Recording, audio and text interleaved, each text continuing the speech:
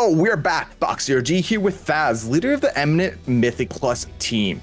Today we're going to be doing a tier list on best and easiest dungeons for you to push your Mythic Plus and get that Raider IO. Alright Thass, let's kick it off with the other side. The other side is a very interesting dungeon due to the fact that you get 3 completely different areas with 3 completely different bosses from like 3 completely different realms. Really cool dungeon. They've made several changes to the timer on this dungeon due to the fact that the timer on high keys is tight. When I mean tight, I mean I ran this key probably 20 times last push week, and with groups who were doing 7k plus overall damage, which is a lot of damage on higher keys, and we were still missing the timer by 30 minutes, even with 4 or 5 like one-off deaths. So they added, I think, another 2 minutes to the timer. So we'll see how that works. But for right now, I'm gonna put it here because in the B tier, because it's a good dungeon, right? It's not overly hard on push weeks. Art and Real Room is a lot of fun because you can do some really big pulls with the Yearn and stuff in there, which is the Night Fae Covenant ability in that dungeon. You can just stun really big pulls and nuke them down. So it's a fun dungeon. It's just the timer's so tight that it makes high keys just, you have to be perfect. And if you're going to get punished if you're not, which is, a little tilting. All right, next up is Halls of Atonement. Tell us a little bit about it. So Halls is the new Freehold. If you ran Freehold back in BFA, it's just one of those keys, man, that you can just blaze through and just do massive pulls. There's not a lot of like super nasty trash in here, so even one-off deaths and stuff like that are not going to punish you if you're doing good damage and you do big pulls. Even if you take it nice and slow and you do semi big pulls, you're still not punished. The timer's very forgiving in this dungeon. The bosses are a lot of fun. If you're a Venthyr, you love this place because you get to control some nice big old Stoneborn guys and do big dam, and it makes you really happy. So I'm gonna put this in the S tier dungeon. This is if you get this out of 20 or 21, you're a happy camper because that's a good key to get. All right, next up is Mist of Tirina Sith. I believe I said that right. I could be Mist wrong. of Tirina Sai, but close enough. All right, well, let's take it with that. Mist Tell us a little bit about that. Mist is also a S tier dungeon because it's one of those dungeons that the timer's also super forgiving. It has very interesting maze, but once you get used to it and you get used to seeing that you can blaze through that maze real quick, you have to have these little things that each person has to go to. There's a weak aura for it. If you want to cheat, you can get the weak aura. You know what I mean? All the high key pushers have the weak aura. We don't have time to sit here and look at little mazes. We're trying to time keys. So, but it is really fun. This is a Night Fae dungeon as well. Cool little skips. You get a nice little buff as well. It's a really fun dungeon. It's dungeons like this that are short, but a lot of fun in a sense of like their trash isn't super punishing. It's an S tier dungeon in my book. All right, next is Necrotic Wake. So Necrotic Wake, I'm gonna take a little time on because at first it was not a great dungeon. It was just one of those dungeons to where it was nasty. Everything in the dungeon was nasty. The bosses were nasty. The trash was nasty. They have a bunch of weapons and stuff in there, like hammers and spears and orbs. And if you're a Kyrian, there's a Goliath there that gives you this nice like aura, this little aura that does damage and heals your group when you're all stacked. Like there's a lot of tools in the dungeon that was like, oh, this could be interesting. But the trash and stuff was so punishing, and the bosses were so punishing that even on fortified weeks, the bosses were wiping you because the bosses were just, I don't know, they were overtuned or what. So at first, this dungeon was not, I did not like this place. The first push week, I probably did it 20 times, and it just, not even close. We're not even close to timing it. So Blizzard nerfed it to the ground in every way, shape, or form. They nerfed the trashes. They nerfed the bosses. They made it to where when you got the weapons, because before when you got the weapons, if you died, that was it. that was GG, because you lost all the weapons. They made it to where if you die, you keep the weapons.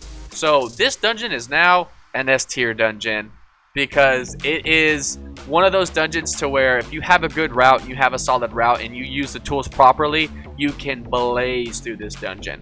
And it's a lot of fun, because now you're getting rewarded for your route, you're getting rewarded for where you use your tools, and it makes it a lot of fun. So this dungeon is definitely an S tier dungeon in my book. Next up is Plaguefall.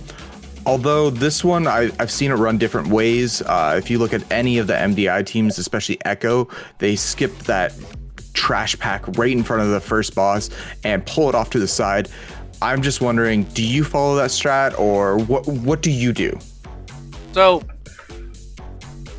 Plaguefall, in my opinion right now, it's a C tier dungeon. It's kind of buggy. There's certain things in the dungeon that are supposed to give you count that don't. You know, I have a route right now that has me 105% over. I literally did it at 18 last night and got to the end after killing everything on my route perfectly, and I was 2% short. Don't know why, don't know how. It's very odd. I've already put a ticket in for it, you know, to kind of see what's going on there. The cool thing about Plaguefall, which is why it's not in the tier list, is there is an entire middle section that has plague borers that if you CC one and you use one and you pull the pack and you kill the plague borer, it explodes, and when it explodes, it puts a nasty dot on everything around it, including the trash. So you can just nuke down all the trash in there, and it makes the dungeon super quick in that middle part. But due to the fact that it's still kind of buggy and the percentages can be off, I'm going to put it in the C tier. If they fix it, it'll definitely be more like an A tier, because the bosses are still kind of nasty. So, but as of right now, it's in the C tier. Right on. Next up is Spires of Ascension. There's a few little skips in this one. I find it cool after watching MDI. What do you think of it?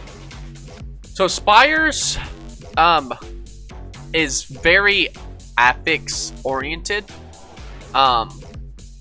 Due to the fact that if you get kind of doo-doo affixes, like say inspiring, like the last week was inspiring, there's some mobs in there that, you know, only get CC'd by certain classes and are immune to certain CCs. So if they're inspiring, like, you have to do some really cheeky stuff to pull them away and to get the other packs there, which makes it really slow, because some of the inspired adds there are elites and they do AoE damage, or they put a damage reduced on all, you know, the ally of their allies. So it just slows the dungeon down. So depending on the affixes, Spires I'm gonna put in the B tier, just because it's very affix oriented. Next up is TOP, Theater of Pain. I really like this one. So Theater, I'm gonna put in the A tier, just because it's one of those dungeons to where it also got some nerfs, which made it a lot more manageable. It's a long dungeon. It's a 5-boss dungeon, so it's long. The timer is pretty forgivable if you don't wipe on the platforms. If you wipe on the platforms, you know, it's a long time for you all to get back to that platform. I mean, if you have a full team wipe on one of the platforms, you're looking at a 2 to 4 minute loss instantly, right? Not even just the death counter, just you releasing in the middle and then running all the way back around, taking the little portal, taking the other little portal. It takes a long time. So if you wipe, it's very punishing, but the trash is the trash isn't super linear. You can do some really cheeky stuff with it. You can pull this and then go to the platforms and get pride on a specific platform. If you want to use pride for a specific thing, you can switch platforms. It's a really fun dungeon. You can do a lot of different things with it. The bosses are really cool. I really like Theater of Pain, so I'm going to put it in the A tier for sure. Last we have is Sanguine Depths. How do you feel about this one?